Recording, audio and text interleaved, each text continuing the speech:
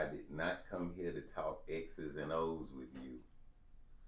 But some people are going to see your name on this podcast and they going to want to know what's going on with the Golden Bears. Oh, without a doubt. Without a doubt. Without a doubt. It's like, hey, that's what the interview is about. Hey, that's the Golden Bear. To them, that's what this whole thing about. It is, man. It is. And I say that because there's a little part of me too. Oh, yeah. Oh, yeah. So tell us, and I know we're not at the end of the summer or even in the middle of the summer, but right now, right this very moment, what is the state of the Golden Bears as it relates to recruiting, as it relates to projections? The floor is yours. Well, when you talk about projection, that's one of the things I don't even look at and consider right now because it's too early for me. Yeah. Especially with some of the players that's coming in because we had to kind of revamp the team. Because you got to think about it, when you go to second round of D2 the first time they ever done, you get a lot of guys going to transfer portal, which is for me as a coach and for Coach Shade when he was here, for those guys to do that means he did a great job for those guys to get D1 offers. Because you go into D1, you're getting some NIL money. So that's what the guys are looking at. But we're doing a great job, I'm telling you, in recruiting.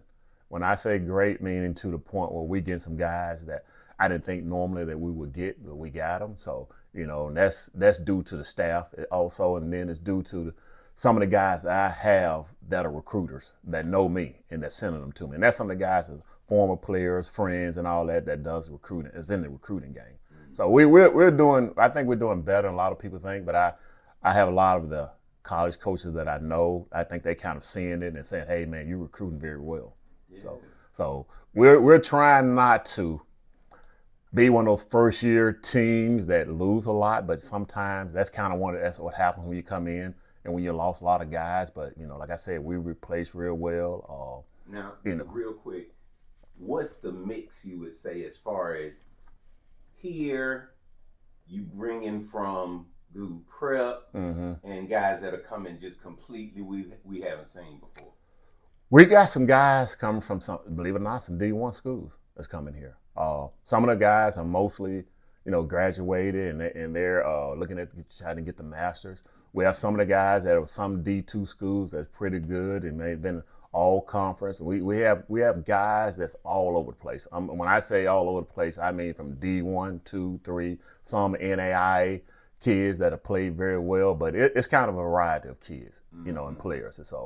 And we, like I said, I'm kind of amazed at it, but it's always one of the things everybody always look for. And when I say that is what they looking for, most college teams is always linemen. So that's an issue for almost every college, to be honest. So that's one of the things we're looking at as well. So, and I kind of post that a lot, saying we look for D linemen, O linemen. So, but I for what some of the things we're recruiting, we're doing good. We're doing very good. Let's talk about the coaches. I did not. I'm still, probably have 2 more coaches I have to get. Some assistant coaches in some of the positions like, fourth linebacker, assistant volunteer guy at the old line. Because, one of my coaches played at Alabama, played 13 years, Andre Smith. He's on my staff. When I first got the job, within a week I spoke with him, and almost the day I came in, he came in with me. So, it just one of the former Bama Psi Phi's, and so he was like, hey, I'm with you, man. I'm with you, coach. So, he's, For a minute there, I thought Scott Cochran had taken everybody down there to West Alabama for a minute there. I said the same thing because when it started happening, I looked at Andre and I said, hey, man, you're not going, are you? His thing was, no, coach, I'm staying with you. So Andre's kind of going through a little bit of health issues right now for his heart problems. So, but he'll be ready for the season. Yeah, wish him all the best. Oh yeah, he just as a matter of fact, upstairs a few minutes ago, he and his wife just came in, and that was the first time since he had, the surgery, and so he's been down for about 5 weeks, and he's up, moving around, walking, and so it looks good. I told him, I think he's lost like 30 or 40 pounds. I told him, you ready to get in that offensive line? I said, you ready to get in that stance again? So he's laughing, but he and I have a couple of veterans coaches that have been doing it for a while, been at D1, D2 schools. So my staff, is pretty good staff that I have. And, the head coach is only as good as his assistant coaches. Nothing I can do if I don't have good coaches. And that's at D1, NFL, or whatever, because I can tell you, me playing at Alabama, I guarantee you, Saban wouldn't be as good as he if he didn't have those caliber coaches he had. That's right. I don't care what kind of coach he is, but he got to have assistant coaches. And that's one of the things I've been trying to put in place. And the good thing about all that is that, some of the coaches that I know that in college was kind of letting me know some of the coaches that I, need to hire and get. Right. So that was a good thing for me. Yeah. Especially being a first year college head coach. Yeah. That's different. But the thing is, and I got the job and I talked to Coach Shade about it, and the president, one of the things is that no matter who you get, they're gonna have negative things about him. Say, hey, why did you get him? That kind of thing. But that's in every time a coach go anywhere. That's the thing. Why? Right. So thing is that I got to do. I just got to prove why. Yeah. Point them out. That's what I always do. I kind of laugh because I've been when Sam first got it. I think that's one of the things. If someone's never been a head coach, and then third year you do something the school's never done when the second round of playoff. Yeah. And now at Alabama A&M. So the last two coaches been here. I'm great friends with Sam. Like my little brother. Ruff and he and I are real good friends. I hear from him every 2 or 3 weeks. About something. Laughing. Good. What you doing over there? Yeah. Now, let's dig into that just a quick second. You said you mentioned the first year. Mm-hmm. All right. Keep it 100. Any jitters, or are you completely settled in, ready to go, focused? Were you nervous about getting tapped? Talk about your feelings. Yes, being a first year college head coach, it is always, and anybody say it's not jitters, they're lying. But I think that's, to me, because I played from all the way through college and NFL, it's kind of one of those things to me is that get the job done. Yeah. Don't worry about anything else outside, noise. You got the coaches. You're only as good as your coaches, number one. And then I always tell people, players play, coaches coach. We're not the one on the field. We tell them what to do, but they don't execute. At the end of the day, I'm going to put it back on me because I'm the coach. I should have had them ready. But to me, it's like one of those things like, no, not really. That's just the way I was built, Built for this, man. Yeah, because I talk to people always. I always tell them my story. I was like, man, I always was saying it was something I couldn't do, and I done it. So, this is just another hurdle for me. Talking about upstairs and the players, we're not going to end on this note. I got one more for you, but talking about them grades, talking about these players, we'll take a negative dip for a quick second, How them grades looking, man? That's the thing at the end of the spring, and and that's one of the things we always talk about because, like this past fall, going to the spring, the GPA for the whole football team was like a 3.0, which was good. Yeah. They think they were number one in the conference in football. So you're always gonna have a group of guys that's, don't take it serious. Yeah. And then they realize come the next semester, you can't be on a team now. Right. So that's kind of things we're going over now with some of the guys that we can bring back and we can't. Or some of the guys we got to call and say, hey, you're not eligible this year. And so and that's always hard when you tell a kid that. And I know he has aspirations that he wanted to play football, but but if you don't do it in the classroom, it's not gonna allow you to be on the field. For the parents, you gotta make sure they not just fast, they gotta get those grades. Oh, have to, man, and that's one of the things, because each conference has a certain GPA you have to be. So D2 is a little bit different than D1, but the thing is, I always tell them it's like, this is where you got to keep it at. You got to keep it here at this level. And so in our level in D2, it's a 2.2, and then when you go to D1, it's 2.5. But we always look at it and say, let's keep it around at 2.8, 2.9, 3. Mm-hmm. But we're averaging at 3, which means we're doing a good job. And there's a lot of good kids here that's really passing, doing the things they're supposed to do.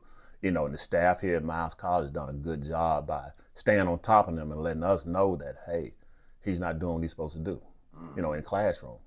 He's not gonna make it if he don't. So we had some talks like that with a lot of the students, and staff will call us and let us know what's going on with them. And so one of the things I hate the most is when the guy's trying to be disrespectful, and I let them know you're not gonna be on my team. You've been disrespectful. It's not gonna happen.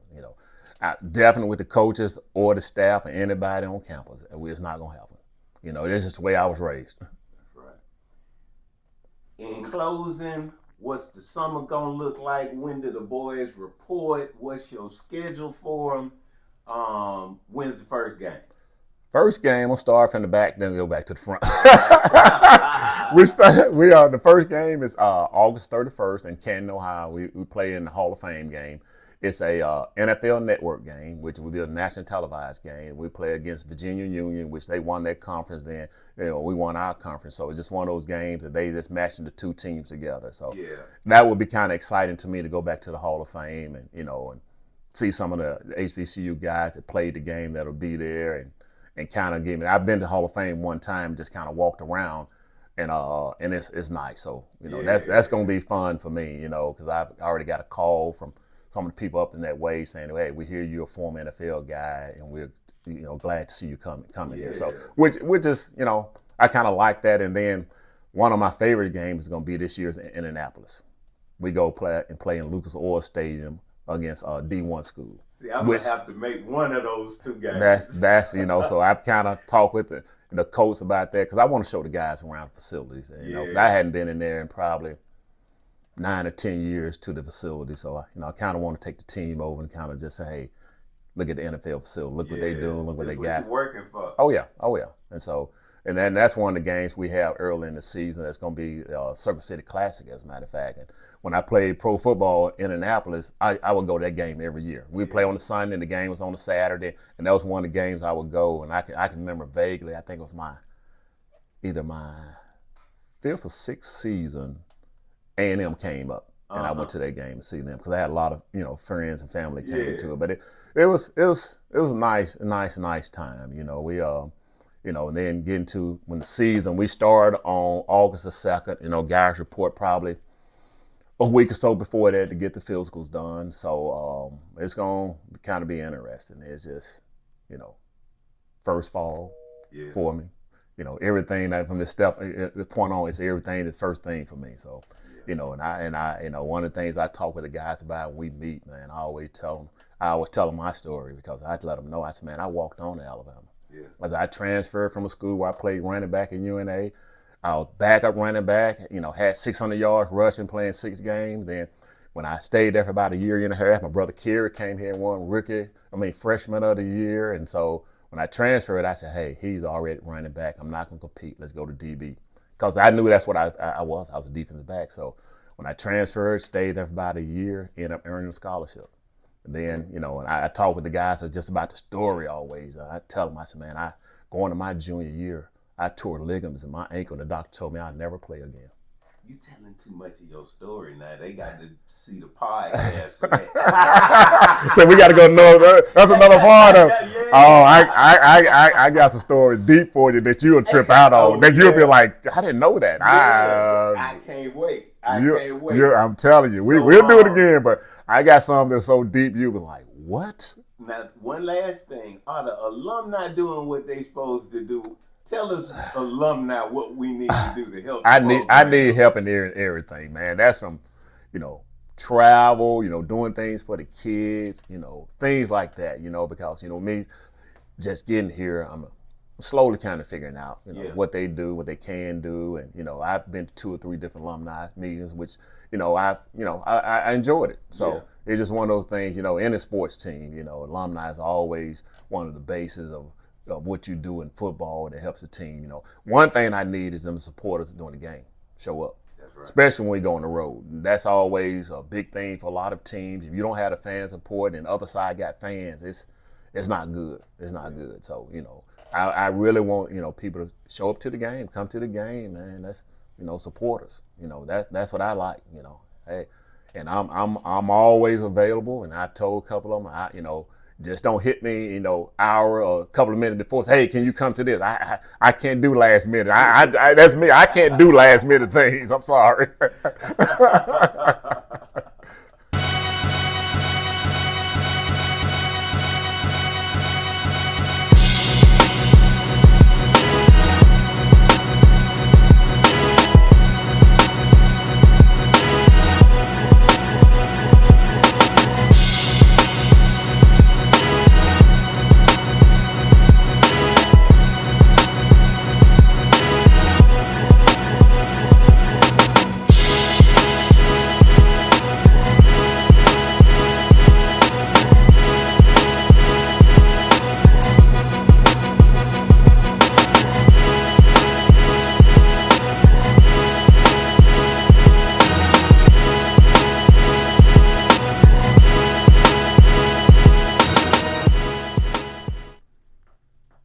Why was the laptop late to school? Why was the laptop late to school? Mm-hmm. You tell me. It had a hard drive. Yeah. Your turn, sir. Your turn. You know why cashier's always checking me out? Why? I don't know. You just as bad at jokes as I am. I'm talking about, dude. Oh no. I just gave you the joke, and you forgot it. And I'm sitting there thinking about You everything stole the punchline. I'm like, what? Don't worry about it. That was funny. That was funny in place of a joke. I got one more. Why don't ghosts go trick-or-treating? I don't know. Tell me why. They have nobody to go with them. I told you, man, I got jokes for days. That's a good one. But they're sent to me. Oh, yeah. And I'll forget them just like that. Oh, I do it in a minute, man. I see it be, because I can be sitting around and just be thinking about everything. Somebody asks me something, I'm like, man, I don't remember. I remember coming at that age when you hit 60. Man. And look, we got to talk about that right off the top. Mm-hmm. Nobody prepared me. My dad, none of the OGs, not you. Mm-hmm. Nobody prepared me for getting old, man. We ain't no spring chickens no more. No. You go back thinking about the things you used to do. It's like, man, I can't hang out like that no more, man. Right. I can't, just a lot of things, man. I was like, boy, if it ain't a day party, I'm not coming. Yeah. Yeah, I can remember the day, boy, I could drive all night, hang out all night. Can't do like my brother Pierre. He's still trying to do it. Nobody ever could and nobody ever will touch Pierre. Boy, Take it all the way back. This is not about X's and O's. This is about my big brother. Mm-hmm. And just like I said in that post, mm-hmm. I was in your family before I met you. Oh yeah. Like I had just inserted myself. Oh yeah. And we went from there. Mm-hmm. But I don't know your stories, mm-hmm. right? I don't know how you got that scar. Yeah. I don't know where this philosophy comes from. Mm-hmm. Like, I know KG's story from his perspective. Oh. I know Langham's from his perspective, mm-hmm. but I want to know the Goode story from your perspective, particularly you. Mine's, I would say a little different because I was the first one. Right. And everybody always think Kerry's older than I am because he got to Alabama before I did, but what they don't understand, I was in college already, playing football at UNA. So, we were in high school. I was, Kerry was running back and I was running back. We both, my senior year, I had 1,500 yards. He had about 1,100 yards rushing. So, we kind of went in and out, and I was a starter.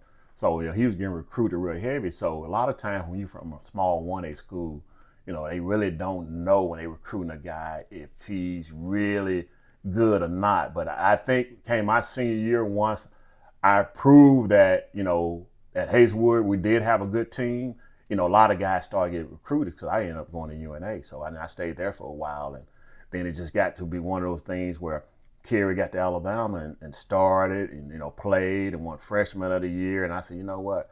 Yes, I think I'm going to transfer. And I talked with him about it. And first thing he said, oh man, you can come here and play. He said, I know you. You can come and play. So that's one of the things I ended up doing. I went there, transferred, then played running back. I moved straight to defensive back because I knew that's what I could play. Yeah. And that's kind of how all that started with me, because with me not getting recruited real heavy to a D1 school, I went to a D2 school. Mm-hmm. And so, I stayed kind of pissed about that because I knew how good I was. I played in a high school all-star game against guys that was going to Alabama and Auburn, and I'm like, I'm just as good as these guys. Yeah. But, being from a small school, at that time, they really, really didn't recruit that much smaller schools. Yeah. But Kerry was on the radar then. Yeah. And so we had a lot of guys on our team like that got on the radar because, I come from a school, they won 6 state championships in a row.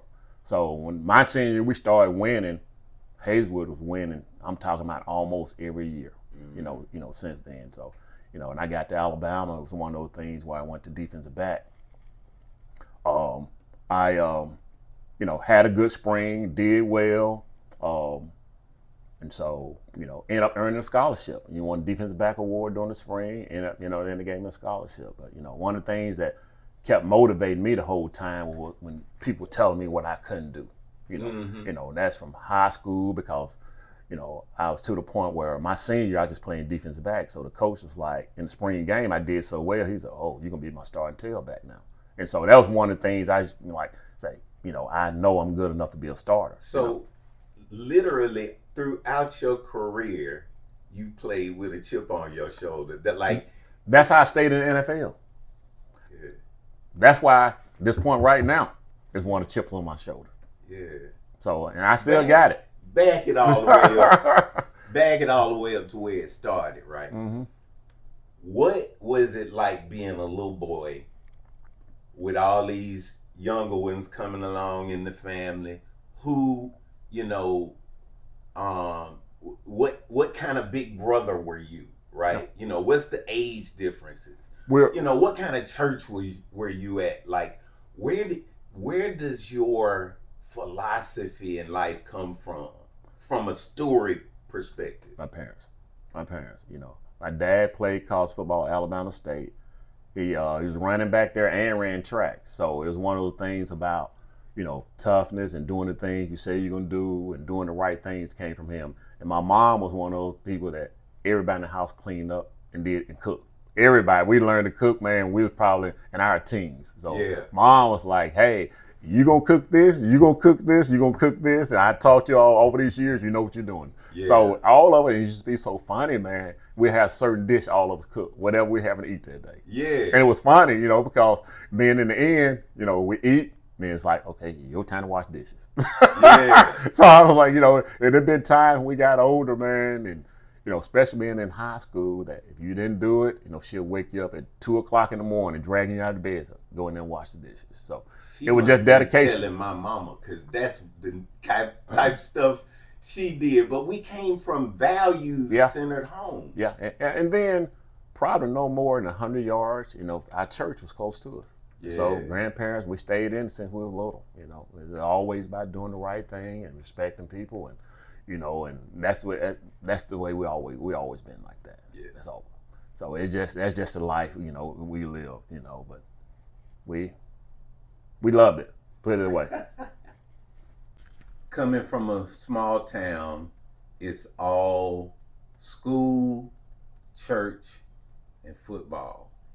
Or sports in general. I'm about to say sports for us. Right. We played everything.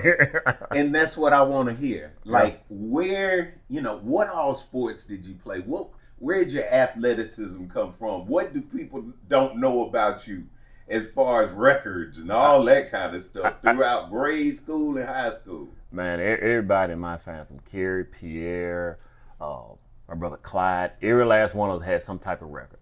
Be it in track and field, football, or whatever. That's one of the things we just, we excelled on. We always try to up each other. That was the thing with us. But and the people always ask, was it a competition? I'm like, well, not really. It was just one of those things like, oh, I can do better than that. Yeah. And so that's just the thing we did. We always helped each other. Kerry and I, we were like a year and a half apart from each other, so we kind of did a lot of things together. And then we had another cousin, the same thing, same age, so we was kind of somewhat of the bullies around there. So I'm gonna be honest with you, in the neighborhood. Really? Group of 3, baby. We were one go, all 3 go. Like, see, that surprises me. You know what I'm saying? Ooh. Like, I can see that in Kerry. You? Oh, I was the ringleader. What?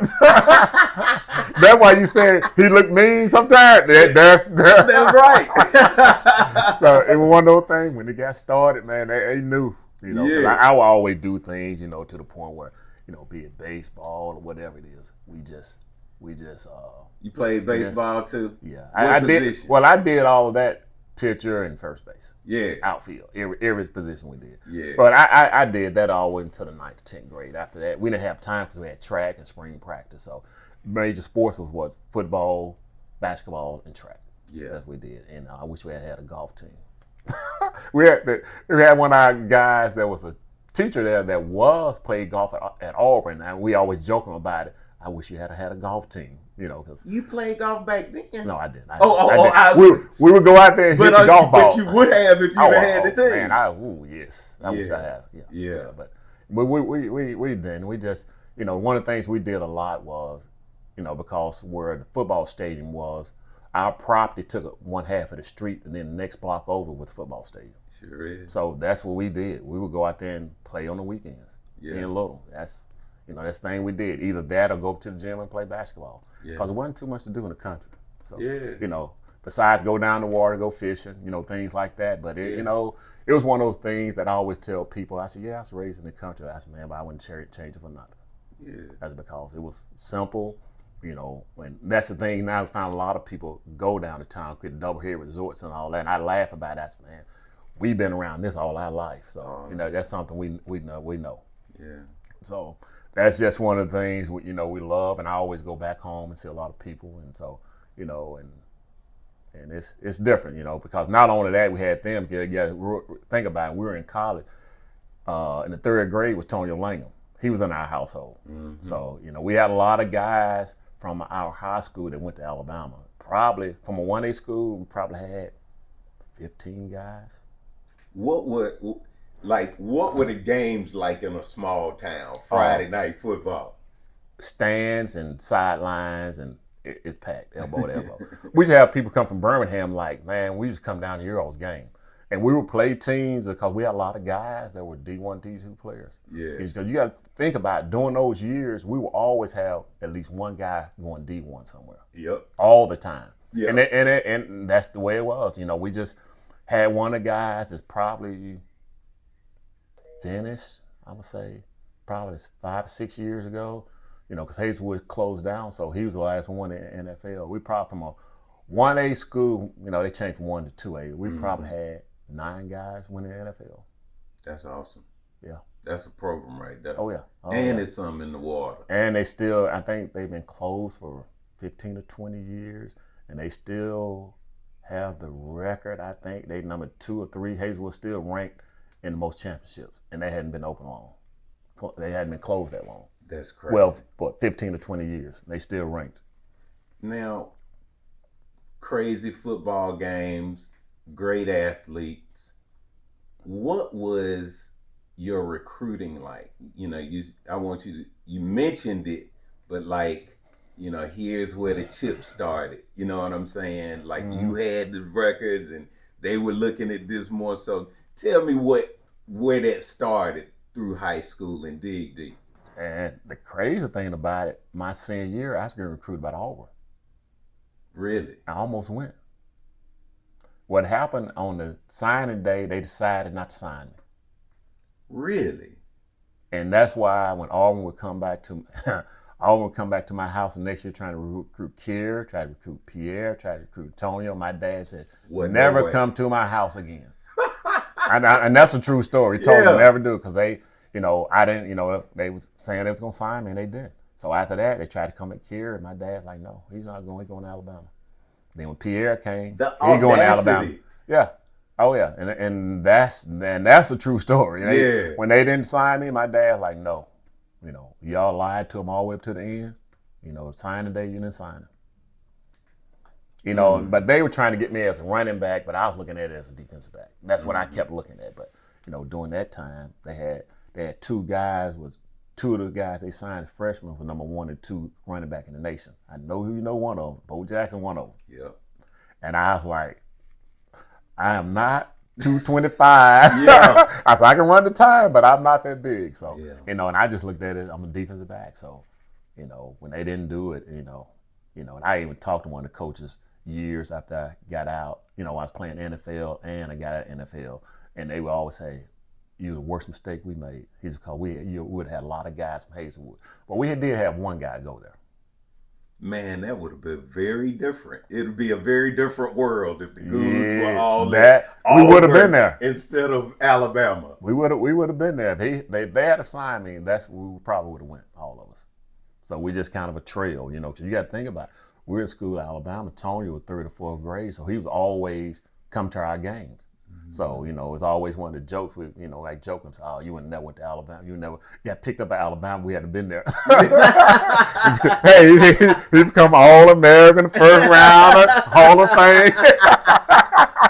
Man, see how the butterfly effect is. Oh, yeah. Man, things Oh, yeah. can be very, very different. Yeah. Oh, yeah. I played NFL. Tony was in high school. So, you know, it's one of those things I would, you know, come back home and, you know, like some season when I, you know, I had one of my cars, some SUV up there during the summer. I sent it home and I said, Tonyo, keep the car.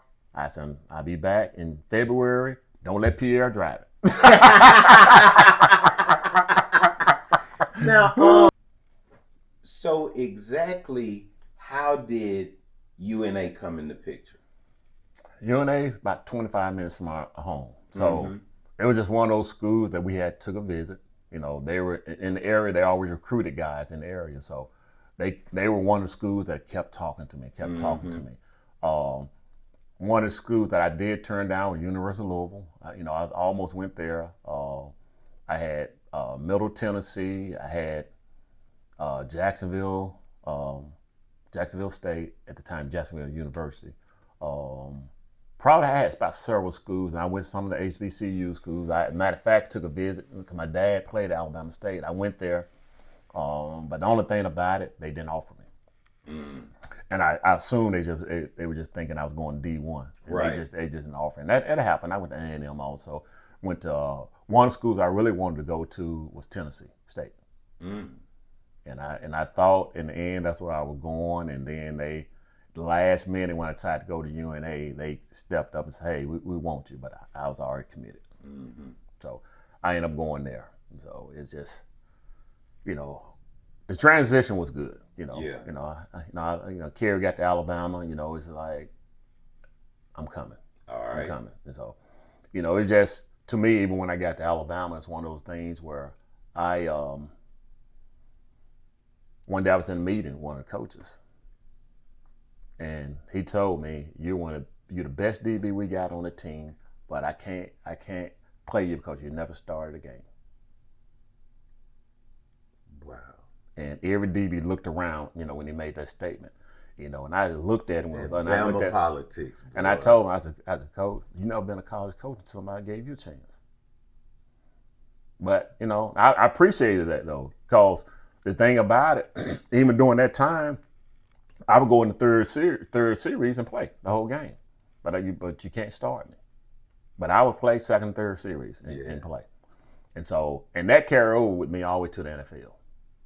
It did, you know, because the funny part is that first year when I was in NFL, the preseason game, no, it was regular season game, and Alabama played Notre Dame. The coaches came to the game, and I just kind of looked at him and said, Coach, as I'm starting, I'm in the NFL starting. Walked on back there and started warming up. You know, it was just like, man, you know, he kind of told me something that I couldn't do. Yeah. You know, and it's made me feel good. But, you know, the thing about it, because, you know, I wasn't even one of the guys they were looking to get drafted, and I got drafted in the 10th round. So, you know, I always laugh at guys about it. You know, when we talk about, you know, going, you know, in the 10th round, I say, you know, it's just like, I said, when you look at a woman, you want one from 1 to 10, you want number 10, right? I said, so I tell some of these first round, second, and third rounders that was on the team that ended up getting cut, and I stayed. And I played all the years. That's what I'm about to say. 10th round to what? How many years? I played 8 years. 8 years. Yeah. Thought I would have got more than that. I think I could have got 12 in if I hadn't got injured, though. You know, so it's one of those things when you get injured, man, they don't, you know, it's like, you know, they don't want to take a chance. I got paralyzed in a game.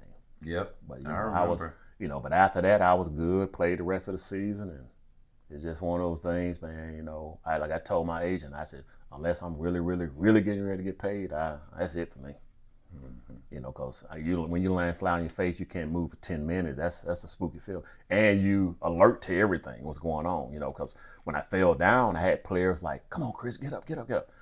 And I'm still laying there. It's like, hey, man, quit playing. Because, you know, I'd be on the field, somebody laughing and joking with them. And so it's like one of those things I told them, like, told the guys that kept saying it to me. I said, man, I can't move. They was like, quit playing. I said, I swear I can't move. And so they came out and doctors looked at me, rolled me over, started messing. I started feeling me, and so I started to the point where I started coming back, you know. And then after that, did an X-ray, everything was good. But the worst thing is when you have your parents at the game and that happened. And my mom and dad was at that game. I was like, oh my God.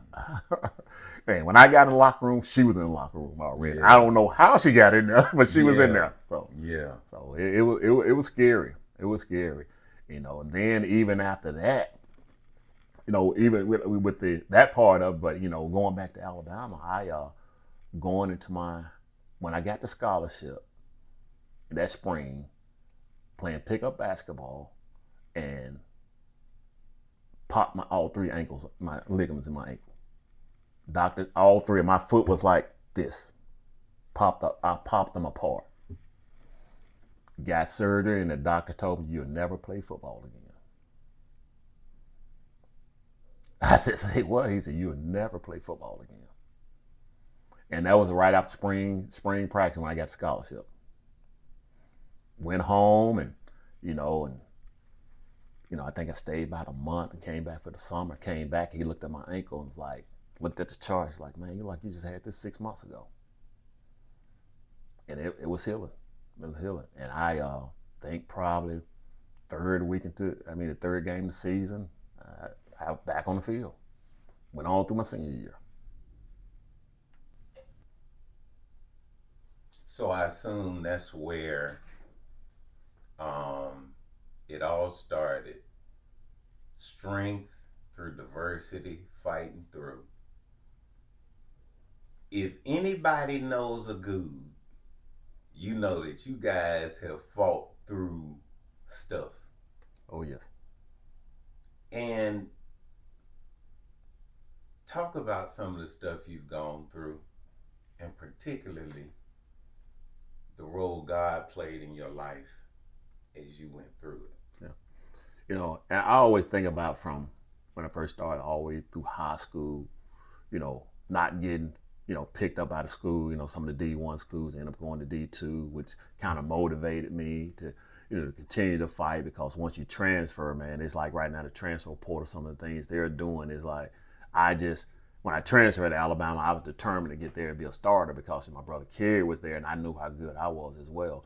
And so then from that standpoint, you know, saying that somebody telling me that I'm the best defensive back, but I can't start, you know, because I never started. And then going from the point, you know, tearing all three ligaments in my ankle, saying you'll never play again. Then getting to the NFL, being drafted, and you got 4 or 5 DBs ahead of you that got drafted, and your second year, you don't want still standing. So my motivation was always that, hey, they're telling me what I can't do, but I'm going to prove to them that I can do it. And that just has been a motivation for me just about everything I do, because especially, you know, like it's like now, I don't tell a kid what he can't do, you know, because, you know, I always tell them my story and how I got to where I was into the NFL. And the thing is, it takes determination, hard work, you know. But, you know, these days, some of the kids don't want to do it. But sometimes when they hear my story about how I made it, then it changes them a little bit. Because my brother Kerry came here, I guess about right before our spring game. He kind of talked about that with them, about his motivation, determination, have ALS. And he kind of said something in the beginning to them, said, hey, y'all don't know too much about your coach, do you? On some of the things he went through to get to where he's at, you know, being, you know, in football and going to NFL and getting hurt. And so it was all determination, man. I'm telling you. And that's why, you know, I try not to never doubt anybody when they tell me or they say you can't do it. And I just shake my head at it. It's like, man, you know, anything's possible. How has Poochie dying and Kerry getting ALS, how has that impacted you? It hurts a lot, man. When you got your younger brother pass away with cancer, and you know, so when that happened with him, it was like one of those things, like, you know, why? Like you knew him. He just one of those guys everybody loved. I used to joke him always. I said, is there anybody in the state of Alabama, the United States, you don't know? But it's one of those things that it kind of, it hurt me a lot, because he and I always say, I got all brothers and a sister, but he was the one, he and I were real close. He would always call me and I always talked to him about a lot of little things that was going on with him. And then when I found out that he had cancer, he was like one of those things where it's like, it was taking him down. It was taking him down. And one of the things that hurt me the most is when I had to go to his house when he wasn't feeling good. And my mom was there, and I had to pick him up and literally take him to the car to get to the hospital. And that hurt me so much, man, while I was driving him there just to see him like that.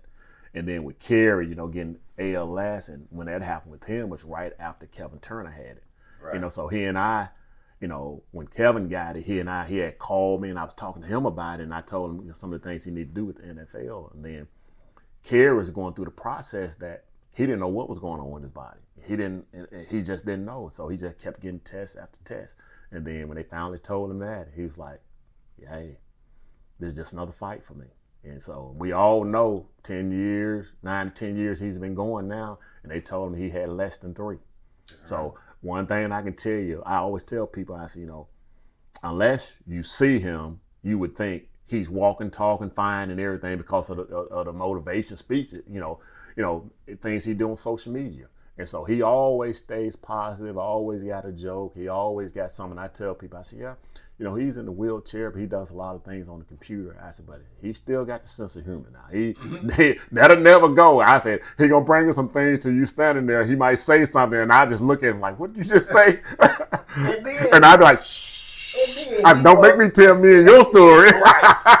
I said, I got the best. I want to have a roast for his birthday. Oh, I saw that. I said, oh my God. I said, this is gonna be good to hear, interesting. He had told me he was doing that. Then when I read it, I said, oh, he's serious. Right. That just shows how crazy his sense of humor. He just no matter how he's feeling, man, he's gonna be upbeat. You can get around him, you can tell days he's not feeling good, and because you have. With ALS, it caused a lot of pain, like severe pain he has in his body. Mucus stays in. He has to drain it because if he don't, he'll choke on it. So, and that's a daily thing for him, man, with suction and tube and Tanya and our friend Sam is doing a great job, man. Helping him out and doing things. And so I was like, man, that's. And even right now, man, your mom is. Yeah. As healthy as she wants to be, you have to deal with that. Yeah, it's things. Sometimes, God put things in the way just see how you're going to react to it. So my thing, I'm always going to keep the faith, man, and do the things I can to help them out and be around them. I just went to see my mom this weekend. So, and I sit there in the hospital with her. She's in a rehab center now, because of the kidney and the heart side of it. But, when I say somebody that's strong, but one thing about it, boy, I told her, I said, Mom, I didn't know you was that mean. I said, I am 60 years old and you sitting there looking at people like you can burn a hole in them when they come in here. And I have to tell her, I'm like, come on, now stop it. When Sam got named head coach, I was so happy. Oh, yes. Oh, yes. But when you got named head coach, I almost cried. I was like 2 in a row. Alabama guys. Built by Bama and Bama Sci-Fi, and now we here. Oh yes, oh yes. But right before you got here, man, you had developed Goode Elite Prep. Yes. And man, I'm almost embarrassed how many times you told me to come to the beach. Mm-hmm. And, I just kept forgetting. I was like, I even came down there. Could have hung with you. But anyway, point is, where did that idea come from? And how did it develop? And what was Goode Elite Prep? Because I think that story will tell people why you're here. Oh yes. It will make more sense. Oh yes. Why you're here. Oh yeah. when I started Goode Elite, it was one of those things where I think up north, I think it was a school up north that was doing a post-grad program. And when I say post-grad program, even though I call it Goode Elite Prep, post-grad program is when you have high school students that are coming out, don't have opportunity to go to college, be it they got overlooked or grades, or just, played out of position. So what we did was give them another chance to play football, on a college level. Meaning post-grad, we'll play other post-grad programs or JUCO football teams. And so I end up having basketball and football. So what that would do is we'll play other post-grad programs, some JUCO teams. And so at the end of the year, they've had opportunity if they got the grades up or the ACT score where they can go and play college ball. So, but we would not give them 12 hours because if we gave them 12 hours, the clock would start. So we gave them everything less than 12. So if that gave them 2 classes, 6 hours, they would still have that full year eligibility. So a lot of kids, that we had were kids that were good football players, got overlooked, may not have the grades, may not have the ACT at the time. So, and every year I get several kids get signed. And I've had some that was here at Miles. Still got 2 or 3 that played for me that's here at Miles. I got some that went D1 schools, so across the board each year I would have a lot of players and a lot of those guys, because we wasn't state or federal funded, we had to charge them a fee. But what I was doing a lot of, it was a minimum amount of fee, and I had probably 70% of them didn't pay anything. So a lot of it was coming out of my pocket. And so we'll play anywhere from 8 to 10 games. End of the year, guys end up getting signed. But when people always talk about post-grad program or prep schools, in that capacity, that's the thing we done. It was helping kids out getting to the next level. So that's why, when I have some of the coaches now, even in the college side of it, with me on the college side now, I kind of explain to them when where it works, and they're like, oh, I understand. But you really have to sit down with people and educate them on it, what the program was about. Because that's one of the things, like our high school, and a lot of kids say, oh, I'm gonna get another extra year because they want to stay in high school and skip. They're in the senior year, but they want to get another year. Prep school allowed them to do that. Gotcha. And so, and when I say I have a lot of kids get in college, a lot of kids that all they did was pay for the housing. When I took a bus trip somewhere, I paid for it. Whenever I had a meal, I paid for it. Yeah. So, and I think getting in this position, that was one of the things I had been doing so long, right, that I think God just said, hey, you need to be a D2 coach where you mentoring these guys. And all the kids I've had, all of them, when I got this job, they called, and the parents called, said they couldn't pick a better person, so, and that kind of brought tears to my eyes, because I know over the years how I was doing it because I loved doing what I was doing. Yeah. Then when I got this job, it's like one of those things like, wow, because I did not said to myself, like, he finally gonna get paid for what right. he was paying to do. Yes. And I started that in 2017 all the way up until last year. I went from Stillman, where we were on campus for like 3 years, and then I went down to the beach and started getting a lot of guys. When you go to the beach, everybody want to come. But it's just one of those things, man, that I enjoy what I was doing. That's why when people talk about, oh man, you're gonna have a lot of issues, you're in college right now, so man, it can't be hard in prep school, post-grad. I can tell you, I overcome just about anything. When you go to post-grad, when you spending your money I don't have to spend my money now, yeah, it's a little different. Yeah. Can't let you get out of here without answering a couple of questions, a couple of my favorite questions. Uh-oh. First things first, if you could go back in time, pick an age, and tell me that age and what advice you would give your younger self. I would probably go back to when I was probably my NFL career. Okay. And that was, I think, my last year I played. I was 31 years old. And I think one of the things would be a better steward to what I was doing. Even though I wasn't, out doing any crazy things, but and reason I said it because in today's environment, on the way you see the way the regiments and train and eating habits and all that, and keep guys on the field, and I wasn't that disciplined. I didn't do anything by force, hanging in the street, drinking and drugs and all that. But some of the things I would have done. Like when I say hang in the street, now I would go to the club. Now I can tell you that. I ain't gonna tell you no. So I would go to the club and hang out because I'm like, hey, some days, at least once, twice a week, we would do it as a group. But it's just some of the things, man, that but you LeBron, look at. Like he really died. He would have done something like that. Yeah, the diet program and different things because during those times you really just didn't know.